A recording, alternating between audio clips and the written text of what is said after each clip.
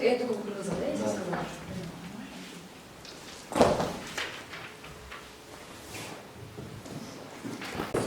Потому что, бить, бич, быч, то есть резать. Если вы заметили, основные линии, они вот так сверху вниз идут. И, возможно, вот есть еще вариант, типа, ОКУ появилась из-за того, что вот на стрелах писали, но это тоже как вариант, объяснение, может, позднее уже. То есть писали там на палочках, и эти палочки называли ОК, и там кто-то к ним приходили, он ОКУ, да, там типа такой. ОК, стрела же еще. И поэтому вот эти все линии, они вот такие. Нету вот так параллельно, потому что очень трудно вырезать, да, на палочке параллельные палочки линии, поэтому они все такие. Немножечко раз. И такая палочка есть, она в Таласе была найдена, именно вот так видно, что ножичком поигрались. Она сейчас в Эрмитаже. Но сейчас у нас, давайте, если вы написали, я посмотрю, если...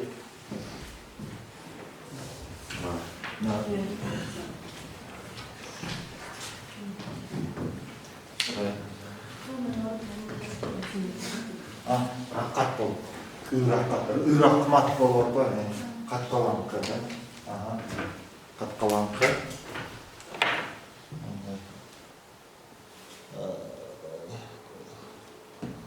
Как? Ну да. С той стороны, да. Короче, это вот так будет с этой стороны.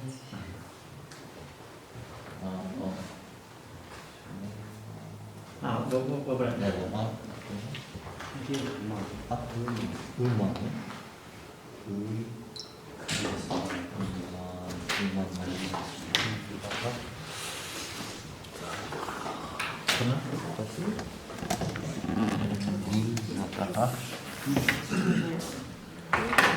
Алима,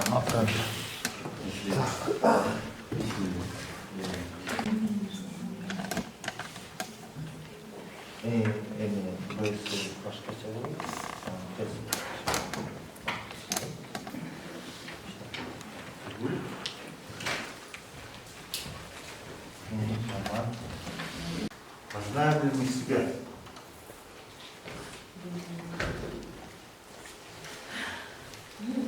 И вот, может, с этого иногда надо начать, потому что, смотрите,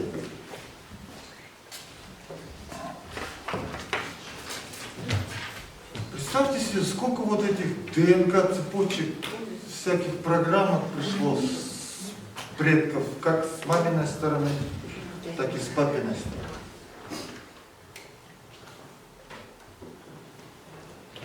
И часто мы не замечаем этого и ищем травмы, проблемы только у себя. Но было уже исследование, как это называется, эпигенетическое исследование, что это что-то такое было. Выявили следы Холокоста в генетическом коде у евреев 4-го поколения.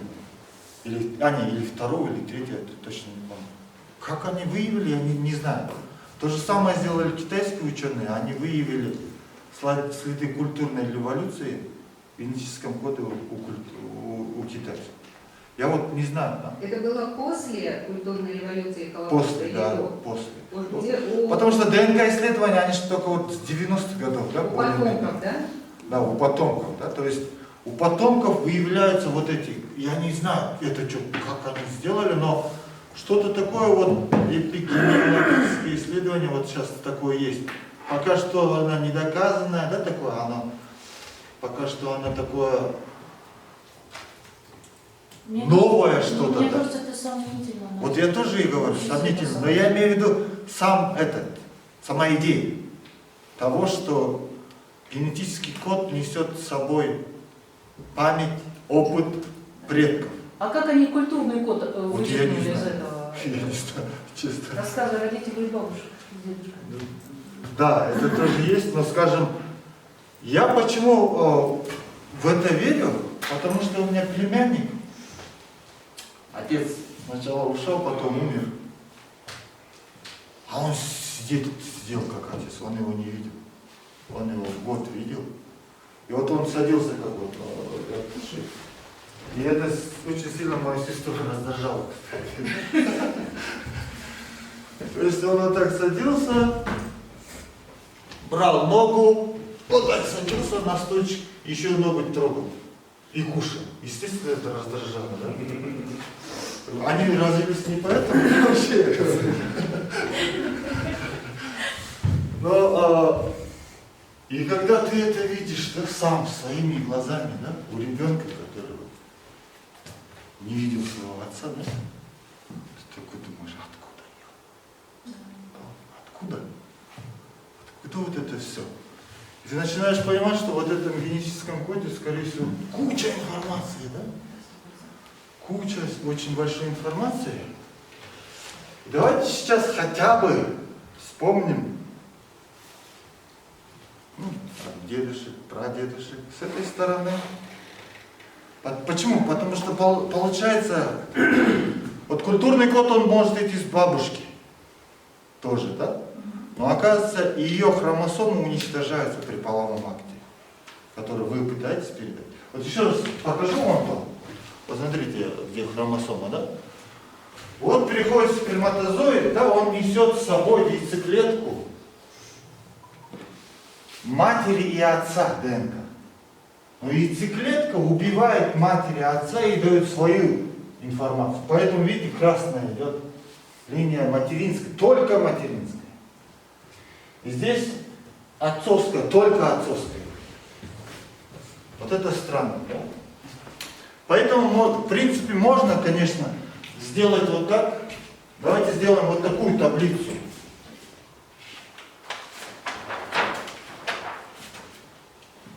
Сейчас я лучше скачаю.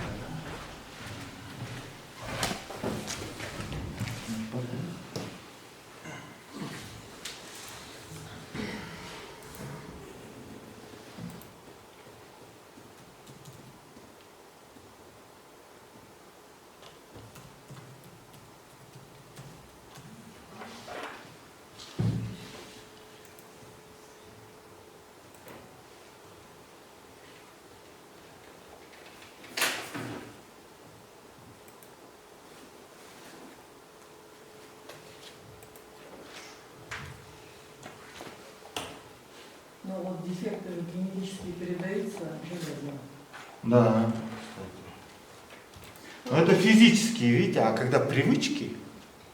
Назик, вот это, некоторым образом озвучивает немножко противоположной точки зрения. Но, грубо говоря, негры в Америке рабы. Но второе поколение после освобождения уже дало университетских профессоров, там, супер успешных каких-то банкиров, адвокатов и так далее, и так далее. Зато там их же, там, не знаю, с 17 века набили и все такое прочее. Ага. То есть А это... у меня некоторые сомнения. Да, я и говорю, да, это есть такое, но я имею в виду, здесь мы говорим о том, чтобы люди, которые пишут чужие истории, свои истории тоже не забывали, да, как-то. Да. И это здесь просто мы сейчас будем выяснять имена бабушек, дедушек, кто что помнит о них, и подумать о том,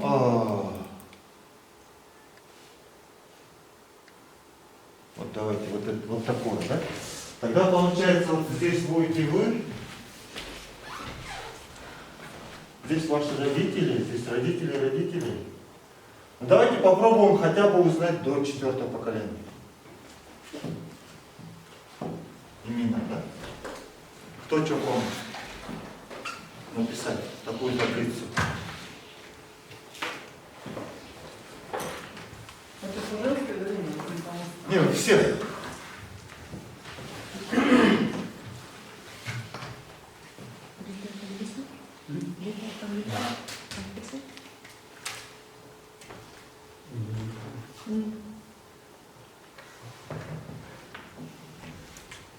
Писать или говорить? Писать. типа отец моего отца, отец моего отца, вот так. Не, вот такую таблицу именно сделать. Лучше тогда перевернуть, да, наверное? Там идет я, моя мама, да? Да. Моя бабушка, моя дедушка. Да, да, да. Вот ваши родители, вот ваши дедушки, бабушки. Тайны апала. Это и там ата. Здесь их родители. Получается, смотрите, 4 поколения, включая вас, это нужно знать. 1, 2, 3, 6. 14 имен. Кто сколько помнит? Жеті тазы жаттаға тұрған үйде дүниесі жетімен. Ушел, ну вот эту страну. А бізде Гольден матриархат, вы не забудьте, что на озере матриархат. Мы идем от рогатой матери, ой, мюздене. Здесь другие правила.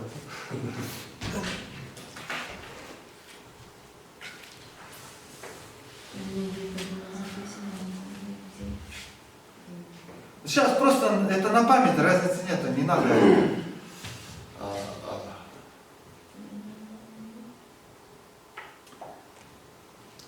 И вот хорошо, что Наталья сказала насчет культурного, социологического, социального кода, да, который переносится. Многие психологи говорят, что даже вот пример предков, будь то бабушки, дедушка, он гораздо ближе нам, чем пример там, не знаю, Александра Матросова или еще что-то. Да? То он больше вдохновляет, да? Вот мой дедушка смог, и я смогу, да? Это точно. Я со своей девушкой разговаривала по поводу этих всех в отношении к Буркуну, войне и так далее. И вот он говорит, я говорю, все простил от той власти. Хотя он перенес все вот эти кошмары, поскольку родился в Чистской области и вот все это сам видел в детстве. Полностью разоренная семья была практически. И он говорит, вот после развала, как вот Советского Союза, все такое. Он говорит, а я этой власти все простил. А я думаю, ну если мой дедушка простил, что я-то, какие у меня претензии могут быть, понимаете? Если бы дедушка сказал что-то другое, возможно, отношение было бы у меня тоже другое. И там подвиги все, которые там, понимаете, это действительно не играет никакого. Это все равно не твое, оно отдаленное. Вот это вот играет роль, оказывается. То, что скажут тебе твои непосредственные родственники, нежели пропаганда. Да. Это тоже есть, да. Потому что, например, у многих был такой когнитивный диссонанс, когда говорили, вот до революции все были бедные, а тут семейную историю все богатые. Вот, честно, я... И все ханы, да? Да, и все ханы. Волуши, ханы и так далее, и все такие. Кто работал, непонятно. Ну. Вы знаете, есть такая статистика, вот есть люди, которые верят в переселение душ. И по мнению этих людей, короче, где-то под 90% они там, ну тоже все Клеопатры, Цезарь, Людовик XIV, ну, грубо говоря, крепостной крестьянки там или простого рыбака там с Северного моря ни у кого не оказалось. Клеопатра самая популярная дама. Ну там, правда, уже про другое.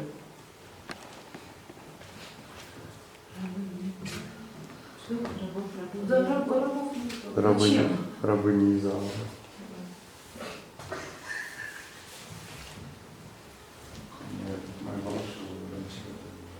Вот здесь вот есть такое понятие, как оно уже в принципе научное, автоэтнография. То есть здесь опять-таки мы идем о вопросе исследователя. Помните, вот я у Миши спрашивал, можем ли мы после всех этих сборов информации сказать, а вот почему он вспомнил, почему он помнит про Берию, да? А не про... Вот почему он... Вот почему он помнит про Берию, да? То есть вывод делаем за вот дядю Ваню, да? Берия хороший, да? А когда дядя Ваня такой, что-то я не понял, что за вывод за меня, да? А когда идет автоэтнография, ты прежде всего сам с собой очень честен, да? И у тебя нет вот этой моральной дилеммы делать вывод за кого-то другого. У тебя полностью ты сам себя можешь в некоторых моментах быть честным. Конечно, до конца быть честным мало кто решится, но в некоторых моментах таких, по какой-то теме ты можешь быть честен. Потому что ты помнишь все, ты можешь, как исследователь, сам себе вопрос задать. Ты можешь сам на себя ответить, да? И так далее, и тому подобное. И таким образом, вот это исследование, автоэтнография, она гораздо глубже, чем простые опросы. Потому что ты можешь у себя спросить все, что угодно. И все, что угодно можешь. И тебе не надо конфетки, да, носить, чтобы задобрить респондента своего и так далее. То есть, и вот это вот тоже, вот, я просто сейчас хочу показать вот этот метод автоэтнографии, да, так называемый. И все, да, все написали, да? А теперь попробуйте найти в этой таблице что-то, что вы унаследовали. Вот именно вы чувствуете, что вы унаследовали это, будь то от мамы, или будь то от дедушки, вот как вы сказали, или вообще кто-то вам сказал, что у вас глаза прабабушки. То есть давайте исследуем себя с точки зрения софтвера и хардвера. Напишите минимум 10 физических характеристик, которые вы унаследовали от кого-то. Вот скажем, мои волосы от бабушки. Или вот так, мои волосы от папы и дальше, а у папы у кого? Если не помните, можете не писать. И 10 софтвера, программных. Можно я про свои волосы не буду? Не, ну когда вы были молодым, скажем, и красивым, они же и на макушке были. Не, а кстати, может Какой вы быть... кокетливый, уважаемый. Да, от отца это что, у меня были... И вот то же самое, да? Вот это? Да? Да, макушка тоже. Вот то самое это. Усы были, у меня даже высокие. А почему, вот, может, кто-то там еще был, кое там? Не знаю. Да? Вот видите, как мы, да? У меня то же самое, я тоже многое не знаю. Вы не думайте, что я такой все узнал и пришел и вам говорю. Ну, уже все подумают. Да, это... Вот давайте, да, 10 физических и 10 этих. Это все мы не будем делиться, это для вас. Вы пишете сейчас собственную историю. Мы не будем делиться этим ни с кем. Kimdir biliyorsunuz конкретно? Конкретно.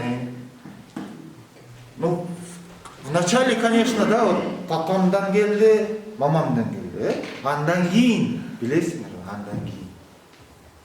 Мисалы менин мурдум атамдан, көзүм апамдан. Андан кийин билбейм. Мен бир кулагым апамды жатам, бир кулагым атамды. Ошо. Андан кийинчи.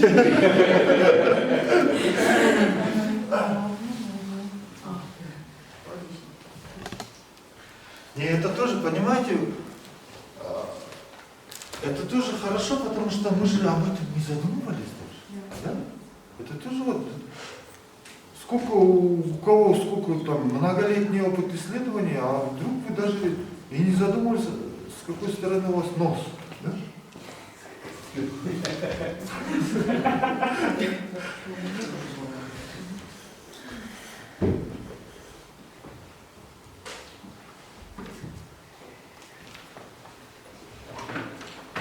Вот, например, у меня вот по софтверу, да, вот по программкам, спокойствие, скорее всего, от отца, это энергичный танец, это от мамы. Да? И я, зная вот эти вещи, казалось бы, да, энергия и спокойствие, да, вот такое вот. Зная эти вещи, я могу включать у себя отца или включать у себя мать. Вот, например, мне нужно продать продукт, я включаю маму.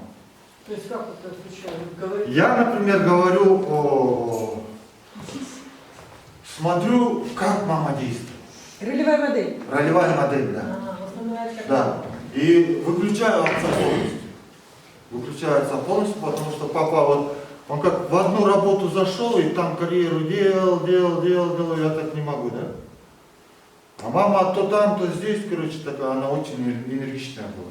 И когда я понимаю, что здесь нужны мне мамины скиллсы, да, я начинаю говорить себе, что вот я сейчас мне нужно вот эту часть включить, ДНК там или еще что-то. Может, я это тоже через что сделаю, но это ролевая модель, да, вот, очень хорошо. А когда мне надо посидеть, пофилософствовать, там туда-сюда, я вот думаю, что папа в это время делал. Вот папа, у него печатная машинка была, он ходил, я, когда вот это начал включать, я понял, оказывается, что я давно их уже копировал.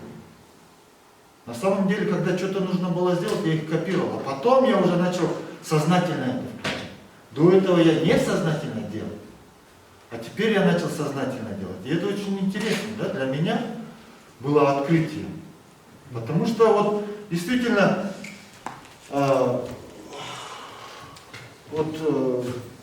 Эльмира, наверное, меня много знает, да, у меня вот такие, да, периоды спокойствия, вообще вот закрытости, как у отца, и в то же время периоды иногда бывают, я такой, особенно вот, когда у вас у Бека был хороший санитайзер, вот, это была мама,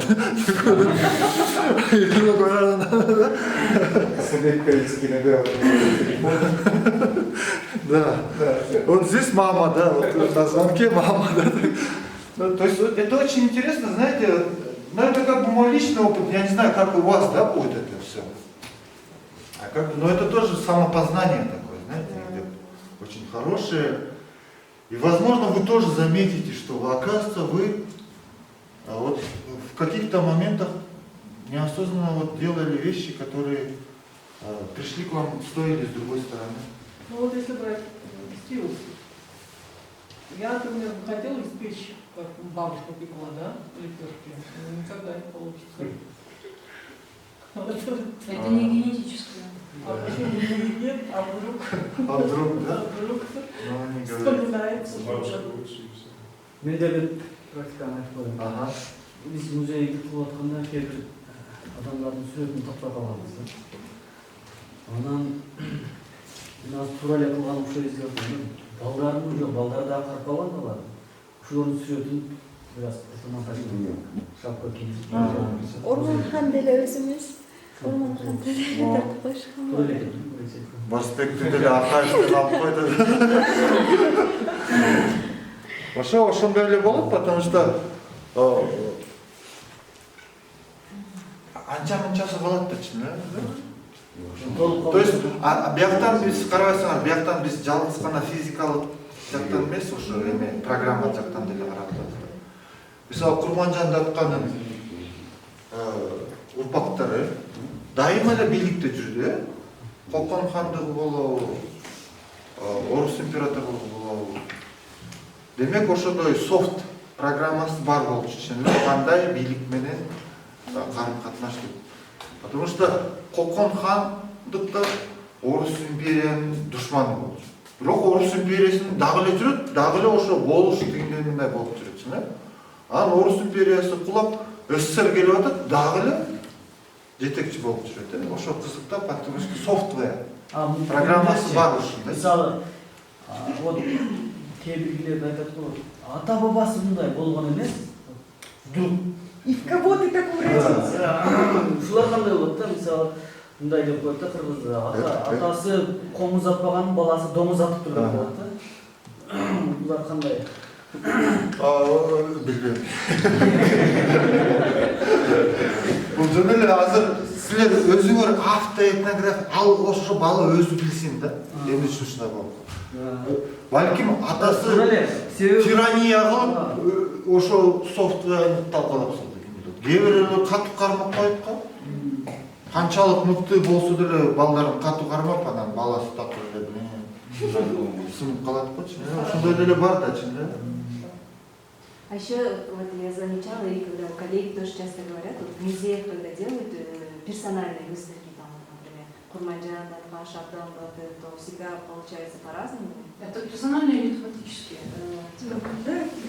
Нет, персональные это персональные. История одной личности, вот как мы называем это, в музейной тематике. И очень часто получается так, что, например, Курманджан Датпа, когда делают, очень тяжело делается, вообще атмосфера, вот эти все предметы. Иногда поставишь так предмет, утром приходишь, он уже упал, или там этикетаж, весь, например, уваливается, фотографии от клея. Или, например, Кулатова делаешь, все как прям запланировано по бумажке, и все так делается. Я слышал, в музее у нас, когда Айвазовского украли, трубы перестали течь. Да?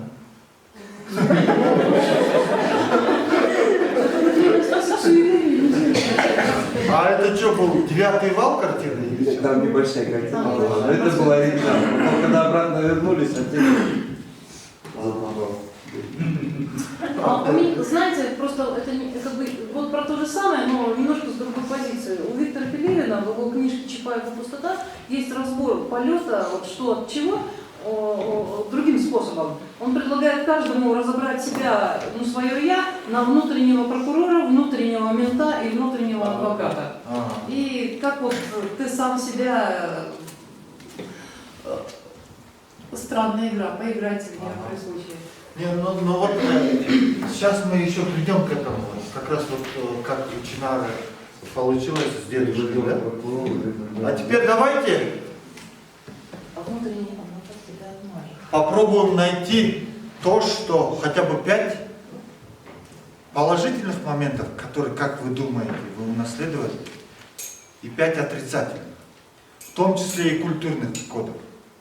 Вот, например, у нас в семье была дилемма, как воспитывать детей, и, потому что предыдущий пример, так скажем, нам не нравился. И мы, ну вот смотрите, я как сказать, вот, про переселение душ, вот, колесо сансары, да, вот такое идет. А представьте себе, ну там как, да, идет, типа вот тело, ну, может уже женщина, да, там, или в собаку, вот, женщина грешная, да, была, или еще что-то, да, и опять человек, да, что-то вроде этого, и как бы душа идет, да, а представьте себе, что вот здесь предки, вот фильм, он начинался с этих слов. Почему, говорит, почему из поколения в поколение мы делаем одни и те же ошибки? Почему из поколения в поколение поступаем глупо и так далее? И вот 5 хороших и 5 плохих признаков, если выявить, да? И они вот крутятся же. Почему мир не меняется? Да, потому что они крутятся на самом деле. И это и есть колесо сансары. Не переселение душ, а переселение привычек, культурных кодов или еще что-то или тому подобное. Да? Вот, например, в семье били при союзе. Это все нормально. Если ногами, это плохо. Да, вот, серьезно, у нас если побьют там туда-сюда, никто и не плакал особо. Да? Это сейчас дети такие. Всегда спрашивают, ногами бил? Да. Или нет? Да, типа то. Если ногами, то вообще зверь другой. Ну вот, скажем, мама, если бьет, это абсолютно не считалось битьем. Хотя, например, вот, гендерно это очень больно. Если мать бьет мальчика, это абсолютно ничего не считается. Но если мать бьет девочку, это очень больно. Да? И то же самое, там, если отец бьет девочку или там, мальчика, это считалось, что вот в семье у них бьют. А если мать бьет, это абсолютно ничего не значит. Да? Мне что-то долго приходилось это объяснять, например, сестре, потому что показать, что мать нас била, это нормально, но ты вспомнишь, когда мать бьет дочку, это больно. Да, и тогда вот это и есть такой выход из колеса сансары, когда ты перестаешь одну вредную привычку делать, и дети у тебя по-другому уже растут. И эти дети уже не будут поступать так, потому что родители это пример же, то есть выход из колеса сансары. Давайте попробуем найти 5 тех привычек, в том числе и культурных, да, которые вы хотели бы дальше продолжить и передать своим детям, и 5 тех привычек культурных, или там семейных, или еще что-то, которые вы бы вот из колеса сансары хотели бы выйти. Это для себя я не буду никому. Еще.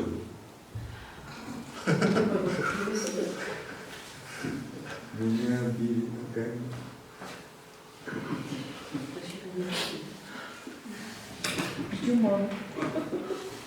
И меня мама Вот один раз- Воробьянинова явно, да, били ногами, да? Потому что он же, и он почувствовал, что его будут бить, да, возможно, ногами, да? Что такое? У меня был одноклассник, Женя Дромов.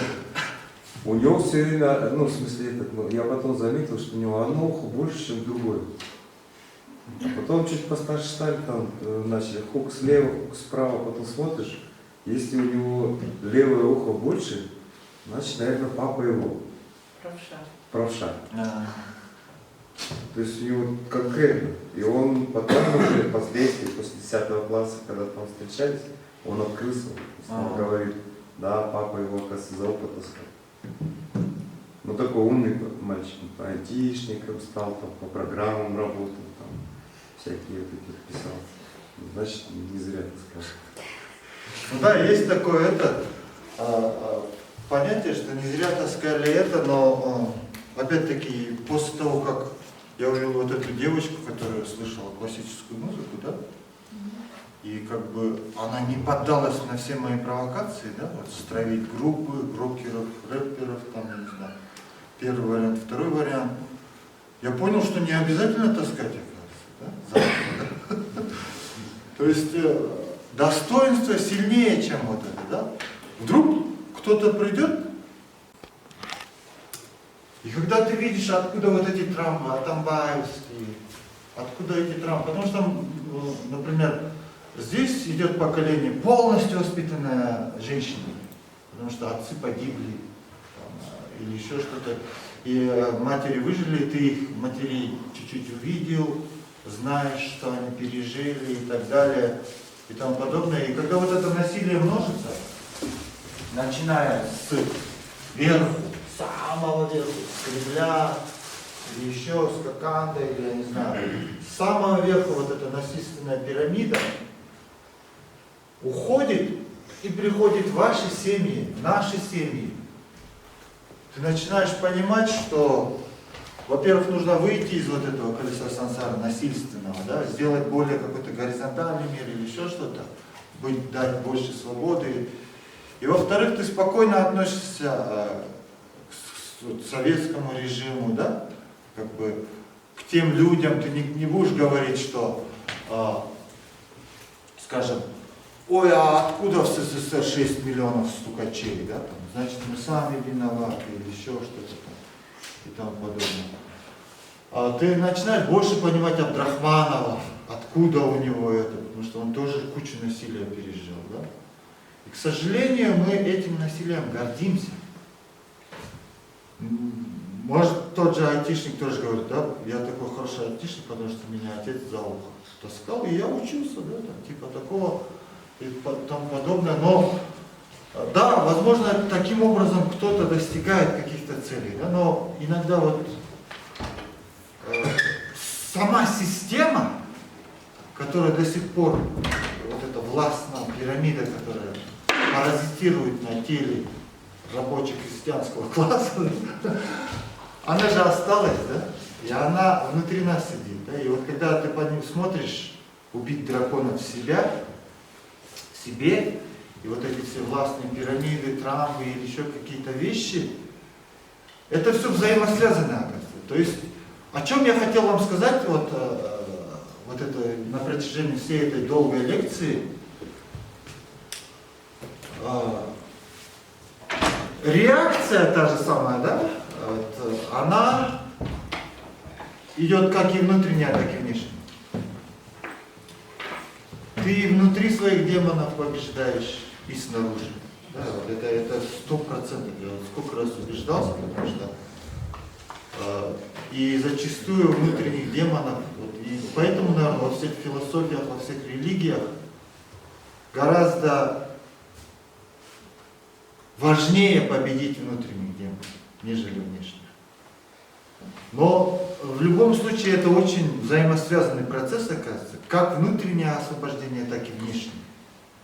То есть даже если вы внутренне освободились, внешняя структура не дает вам развернуться. Да? Вот, скажем, сейчас есть куча очень хороших, талантливых молодежи, но они не могут развернуться за счет внешней системы, которая давит. Им приходится уезжать. А уезжать это опять Уркуль. Согласитесь, да? Это опять бегство. Это опять вот это все. И ты бежишь куда? Бежишь в Америку, бежишь в Европу и так далее.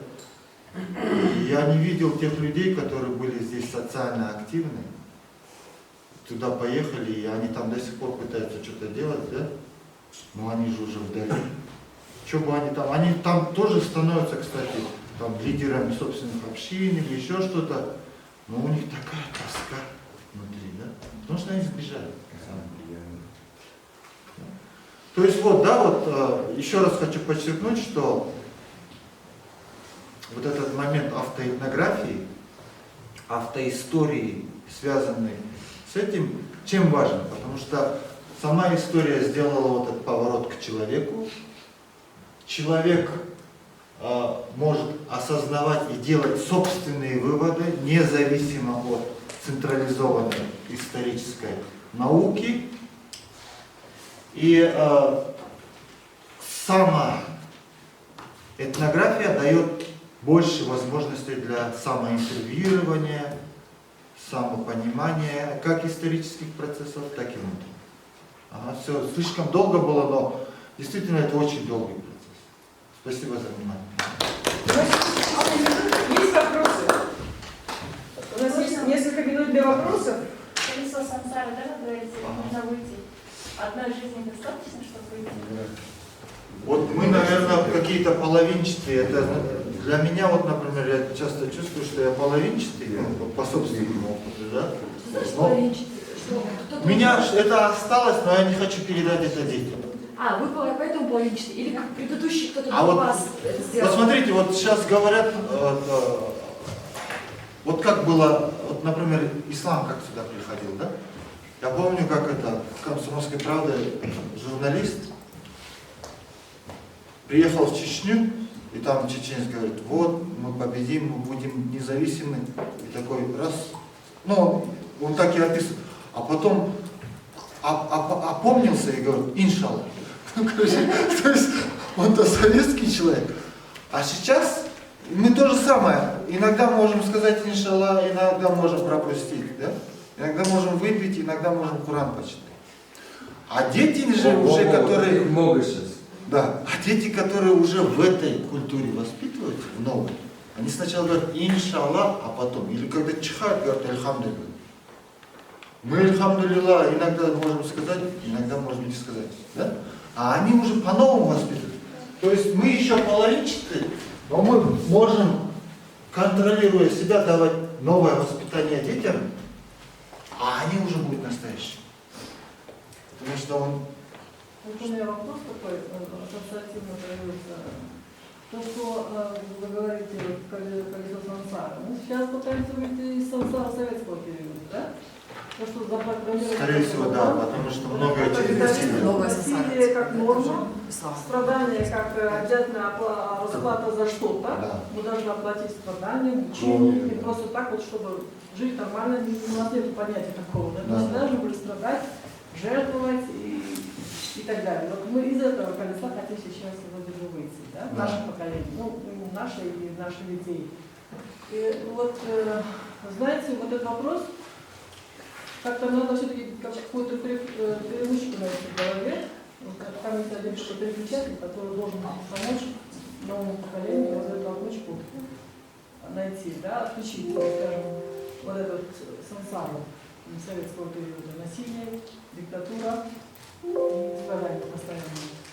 А теперь вот возвращаясь к теме того, что сейчас идет сильная исламизация.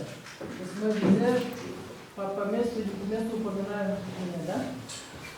Хотя сами не знаем, о чем это и так далее. Вот вы знаете, когда я преподавала историю в школе, у старшеклассников, у меня был конфликт с частью ребят, которые ходили в мечеть. И они большую часть того исторического материала, который мы преподаем в учебниках, официальных учебниках истории Казахстана, про мировую историю я уже не говорю, они просто, знаете, как будто отвергают просто вот как будто стена. Они настолько нетолерантны, они настолько не способны хотя бы просто впитывать чужую информацию, да, даже если она им не нравится. У меня создалось впечатление, мы сейчас из одной сансары, не очень-то хорошие, сейчас медленно, даже не медленно, а переливаемся в худшую еще, которая может привести нам еще худшие последствия. Вот в этих авраамистических религиях, вот, что плохо, там же жизнь здесь временная, и она испытание. Да. Тут тоже чеда, да, терпи и так далее. Да? То есть это не только советский период, да, получается, да? Это огромный такой период. В принципе, новый мир формируется, да, и на Западе там христианство было и так далее. Да? Но я имею в виду, вот смотрите. Да, вот да, вот был хороший момент, когда одна женщина пришла как раз к сестре моей, и такая говорит, вот я чуть своей дочки не лишилась. Короче. Там был такой момент, что дочка говорила, я уже не могу, я разведусь. Короче. Я уже не могу, не хочу уже этого всего разведусь. Она чеда, да. И дочка говорит, да ладно, я к тебе даже не приду, короче. Я просто сама уйду. И, видать, чуть-чуть это поняла, что мама. И не к маме ушла, а просто ушла. С детьми ушла и так. Тот берет новую жену и убивает ее через. И она такая приходит и говорит, блин, вот, короче, вот, а вдруг бы она не развелась бы, и вот мою дочку. Да, и вот такие осознания, но та же самая мусульманская община, она создает правила, живет по ним и распространяется. Да, и вот очень хотелось бы вот такого, да, потому что мы часто хотим сразу же забраться на вершину пирамиды и вот эти свои ценности оттуда гулять, да. Это то же самое, что вот эти были зомбирующие вышки, да, то есть два пути, да. А есть путь, когда мы сами живем по этим правилам и распространяется тоже общинным путем, снизу. То есть мы живем, показываем, как мы живем, и другие, видя наш пример, пусть это не называется общиной, пусть это не называется группа «мы» и «они» или еще что-то. Они видят пример и живут точно так же. Да? То есть, потому что у нас, к сожалению, почему конфликты? Вот именно из-за вот этих зомбирующих вышек. Мусульмане, прогрессисты, я не знаю, тенгрианцы, все хотят на вершину пирамиды зайти и свои лучики добра пускать. Да? А тут вот такой низовой подход, когда ты так живешь и показываешь пример, что-то вроде.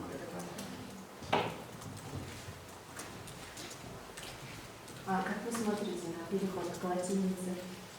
Отрицательно. Вот смотрите, вот очень хороший пример того, что как культура становится прогибающейся. Когда вот алфавит не так был внедрен или еще что-то, особенно до постановления 1956 года, когда сказали, что все иностранные слова должны писаться точно так же, как на русском, тогда наш язык сломался.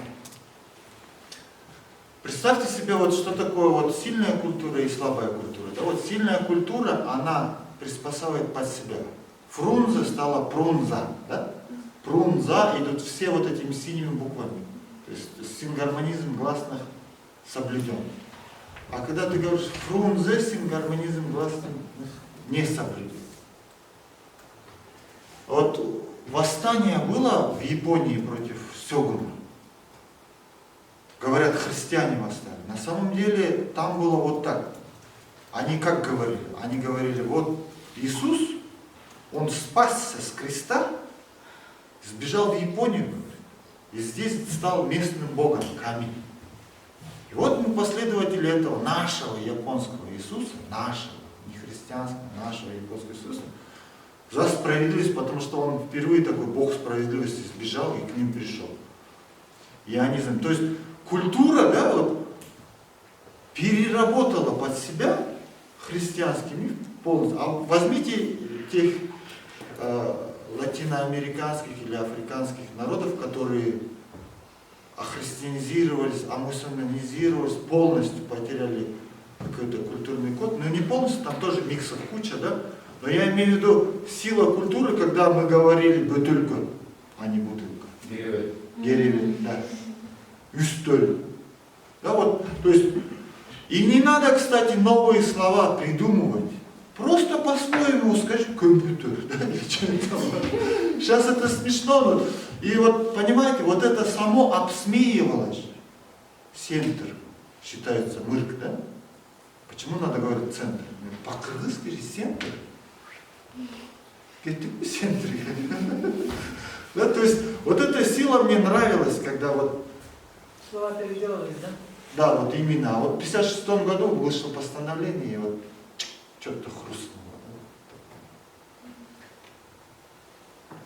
Ты и говоришь с точки зрения языка? Или Мне кажется, всего. Да. Но язык же он каждодневен. И когда каждодневно вместо бутылька ты начал говорить бутылка, это уже что-то у тебя минимум сингармонизм гласных вот здесь сломался, который был веками и который основой языковой был. Поэтому вот очень трудно вот людям написать свое имя, да. А где Ф? А не было Ф, Прунза же. Да? Ошондо айтылышы боюнча айтып бергениңиз туура. Центр, вот, тура. Мисалы бизде коңшу Тажикстанда ошондой да. Бизде концерт десең күлөт да, кыштакта. Аларда чоң тамгаланы концерт. Шу деле жазып центр деп эле. Центр. Иштеки болду. Ну, это сейчас же общая тенденция. Молодежь пишет на твитах или там. Они пишут, как слышат. И я имею в виду англо-американское, да, они пишут, вместо слов там добавляют буквы, чтобы сократить. Видели же, да, там целая культура из воды. Потому что язык живой же. Да, как коммуницировать именно в твитах, чатах коротко и пишешь, как слышишь. Хотя люди прекрасно знают грамматику, да, чтобы вот это все не записывать, они сокращают все. А тем самым тогда нет боязни того, что грамматика будет хромать, и в последующих поколениях просто-напросто будет писать неправильно? Так и будет, но это будет изменение языка уже. Да. Потому что станет нормой. Литературный язык станет. Это станет нормой. То, что считалось искажением языка, через какое-то время будет нормой, потому что к этому переходит большинство. Само по себе вот эта грамотная речь и так далее, она всегда была элитной же такой, и она всегда требует дополнительных усилий, чтобы это, да? То есть, если ты хочешь быть оратором, если ты хочешь грамотные вещи говорить, ты чуть-чуть должен как бы это, но это не значит, что ты должен унижать других, да? Говорит, вот он центр, говорит, он мужик, да, или еще что-то, да? То есть, ты должен понять.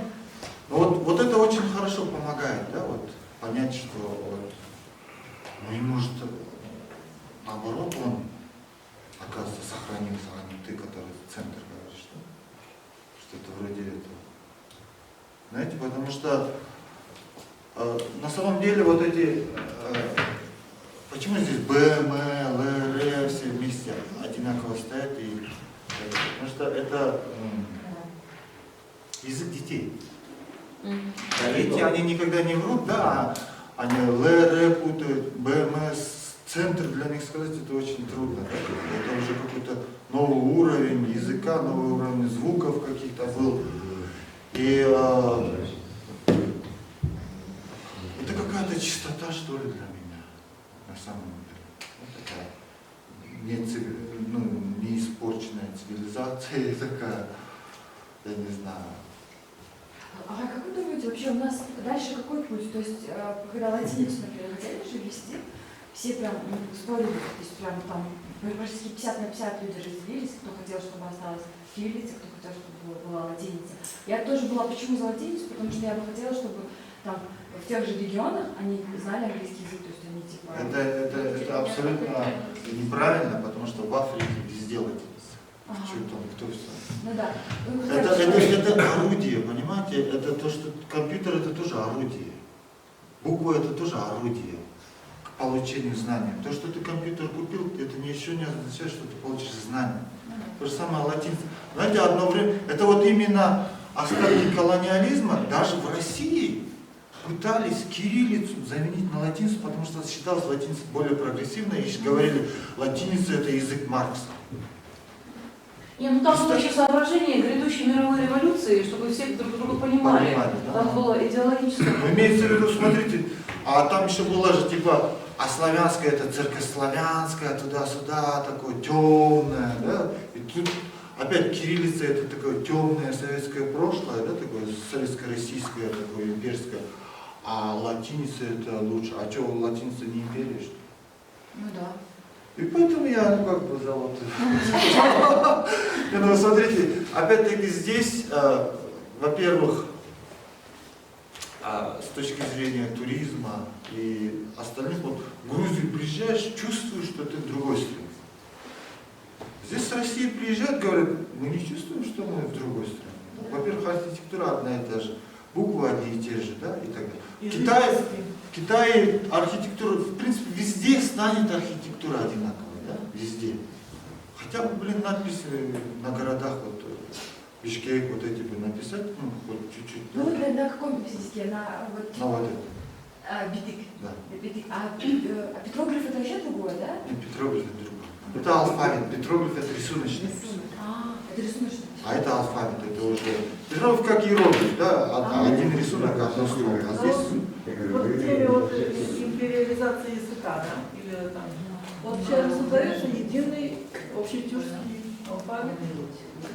Вы слышали об этом что-то? Насколько туда далеко продвинулось? Ну, как было и в 28-м попытке, потому что есть национальный алфавит, который максимально стараются разным. Казахская латиница же, она максимально разная. Да? Хотя вот все пытаются избежать копирования турецкого алфавита, хотя турецкий алфавит же скопировали с тюркологического конгресса в Баку. То есть наоборот, это они скопировали Советского Союза, с тюркского конгресса. То есть, если бы мы взяли турецкий алфавит, если там узбеки бы взяли, азербайджанцы, но азербайджанцы, по-моему, даже не меняли. А нет, они тоже поменяли. Это бы наоборот было бы возвращение советского латинского тюркского алфавита, а не копирование турецкого. Турки спокойно говорили, наш османский язык 75% арабо-персидские слова. Мы это все у вас берем, вот эти все слова у вас берем. А тут, оказывается, мы не хотим назад.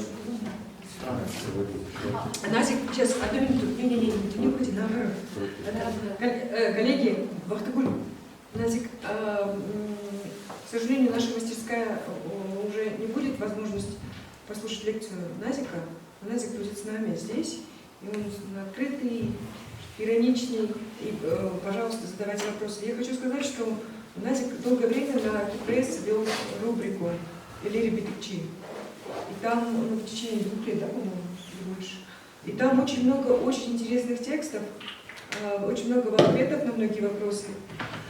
Они иллюстрированы картинками Назика разными, и их очень легко и интересно читать.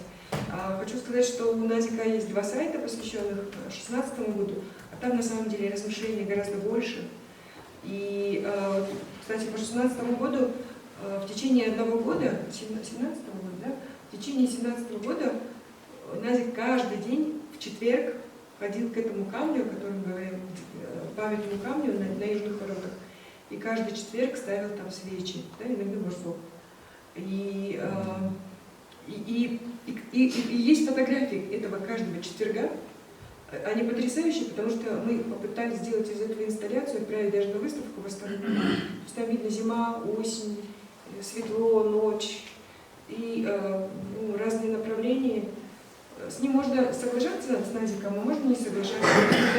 Не соглашаюсь, но то, что он подталкивает к тому, чтобы думать, и думать самостоятельно, интересно, безусловно. Спасибо большое.